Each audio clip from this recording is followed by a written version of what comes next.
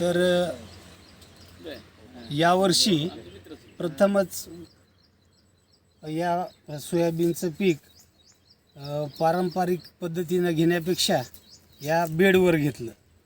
तर दरवर्षीचा प्रश्न माझा असा होता की इथं जास्तीचा पाऊस झाला की या सबंध वावरामध्ये पिवळं पडून जायचं सोयाबीन आणि उतारा मला ॲव्हरेजपेक्षाही खाली मिळायचा, कमी मिळायचा. तर या समस्येतून मार्ग काढण्यासाठी जेणेकरून जास्तीचा पाऊस पडला तर तो ड्रेन होईल, बाहेर जाईल वावराच्या, आणि कमी पावसालासुद्धा हे बेड झाल्यामुळं थोडंसं मध्ये पाणी मुरून त्याचा पिकाच्या वाढीवर वाईट परिणाम नाही, तर तणावाच्या काळामध्ये सुद्धा जास्त दिवस पीक तग धरू शकेल या उद्देश डोळ्यासमोर ठेवून मी यावर्षी बेडवर हे क्रॉप घेतलं.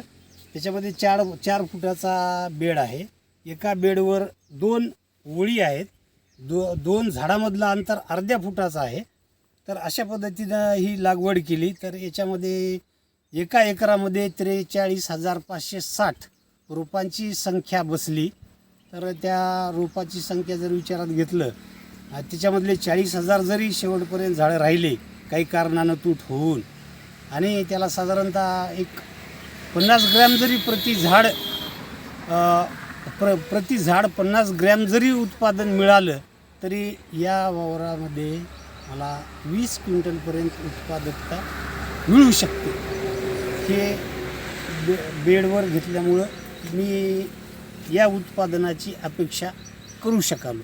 तर शेतकरी बांधवांना माझी विनंती आहे की ज्याच्याकडं पाणी द्यायची सोय आहे त्यांनी बेडवर आपलं सोयाबीनचं पीक घ्यावं, आणि ज्याच्याकडे पाणी द्यायची व्यवस्था नाही, वरच्याच पाण्यावर आहे, अशाने BBFच्या पर्यायाला जाऊ शकतात. जेणेकरून याची एक मर्यादा आहे. या टोकन यंत्राची हे टोकन केलं आहे टोकन यंत्रानं. त्याची किंमत काय फार नाही, 8,000 रुपये केवळ त्याची किंमत आहे. तर आणि ते टोकन यंत्र कॉस्ट इफेक्टिव्ह आहे. म्हणजे याला कॉस्ट इफेक्टिव्ह याचा अर्थ मी सांगतो माझं गणित तुम्हाला. मी 3.5 एकर क्षेत्रामध्ये सोयाबीनची लागवड बेडवर केली. त्याच्यामध्ये मला 3.5 बॅग बियाणं लागत होतं.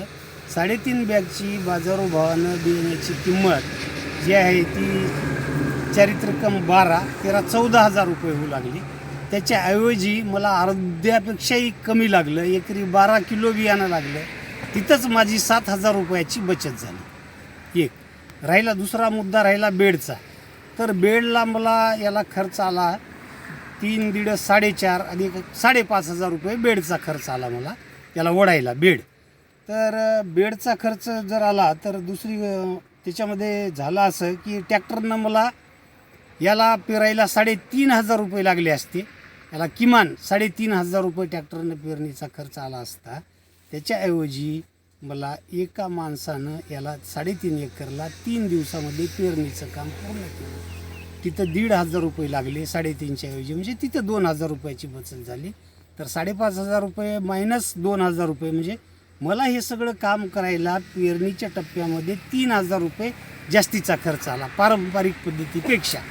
तर 3,000 रुपयाचं तर उत्पादन याच्यामध्ये निश्चितपणे वाढून मिळणार आहे मला, याच्यात काही शंका नाही. दुसरी गोष्ट बाकी ॲडेड बेनिफिट्स त्याला म्हणतो आपण की चलायला, फवारणी, स्प्रेइंग करायला, मधून यायला, पाणी द्यायला, ह्या सगळ्या गोष्टीची सोय झाली.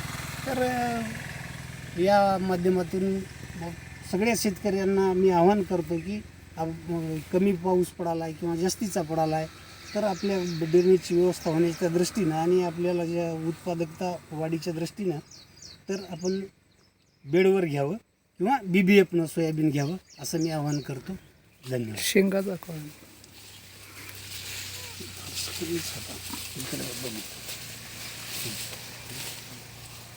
जरा जास्त वाढले त्याच्यानं थोडंसं इकडे करून